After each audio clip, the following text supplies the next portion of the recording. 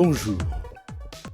Le Commonwealth, composé de 54 nations, dont 32 sont de petits États, devrait être profondément préoccupé par la grave menace à l'ordre juridique international causée par l'invasion de l'Ukraine par la Russie et devrait agir ensemble pour montrer une forte désapprobation.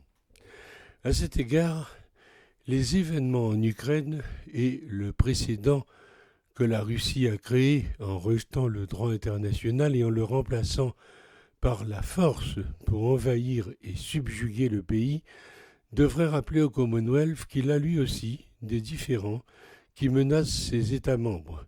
Parmi ceux-ci figurent l'Inde et le Pakistan sur le Cachemire, le Guatemala qui revendique tout le Belize, le Venezuela qui revendique les 2 tiers du Guyana, l'Argentine et la Grande-Bretagne sur les îles Malouines et les problèmes avec la Turquie au sujet de Chypre.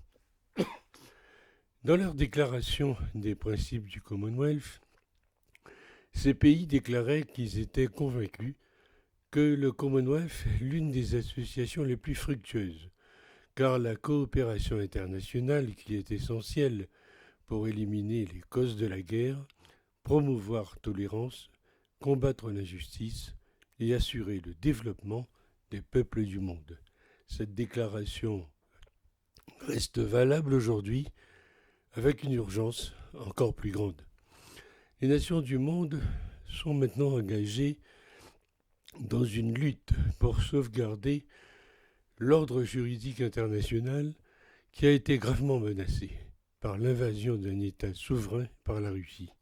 Aucun État n'est plus vulnérable que les petits qui sont généralement les premières victimes.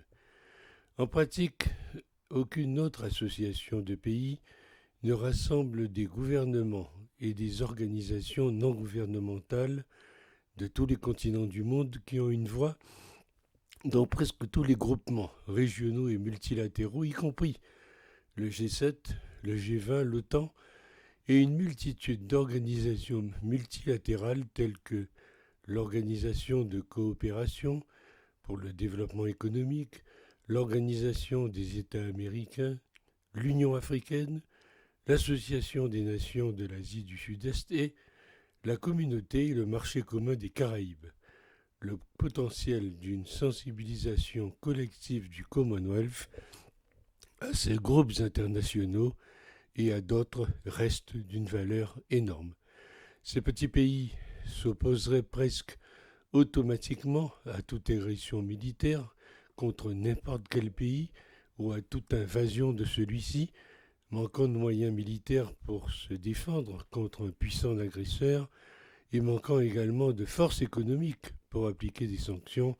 Ces pays dépendent du respect de la primauté du droit international et de l'adhésion au principe de la Charte des Nations Unies pour sauvegarder leur souveraineté et leur intégrité régionale. Lorsque les murs du droit international sont brisés, ces petites nations militairement impuissantes deviennent encore plus vulnérables à l'agression des autres. L'invasion arbitraire et non provoquée de l'Ukraine exigeait leur condamnation immédiate dans ce qu'ils auraient considéré contre leur propre intérêt.